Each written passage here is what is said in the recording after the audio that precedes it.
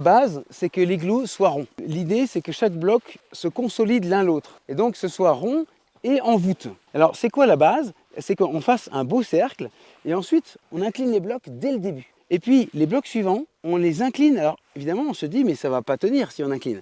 Et donc, en fait, on fait une spirale. Donc, on commence d'un côté, on fait un bloc, on fait un tour et on continue sur l'autre. Et comment est-ce que tient le bloc? Pas par gravité, mais parce qu'il est collé contre le bloc d'avant. Et comme ils sont collés, pour qu'ils tombent, il faut que le bloc bascule. Et donc, il faut qu'il y ait du frottement avec le bloc d'avant. Et c'est pour ça, parce qu'il colle contre le bloc d'avant, qu'il ne glisse pas. Mais après, quand vous allez arriver à la voûte, il faut faire quasiment de l'horizontal. On le bloque, on tient, et on en met un autre, clac, on le tient. Et là, on est à la bonne température. Vers 14h, 17h, c'est le moment où il fait le plus chaud. Donc la neige se ramollit, se transforme, elle devient plus collante. La taille des blocs, l'idéal, des blocs de 20 par 30 par 40. Quelquefois, on fait des énormes blocs, mais comme ils sont gros, ça peut faire écrouler la structure. Donc il ne faut pas hésiter à être un peu ambitieux. Vous faites un igloo un peu grand. Le but, c'est qu'on soit tous dedans, en rond, avec des chefs. Les trous entre les igloos, on les fera à la fin. C'est comme votre porte, on l'a fait à la scie, et puis il faut la faire à la fin. On regardera un peu les igloos, puis on verra lequel est le plus beau.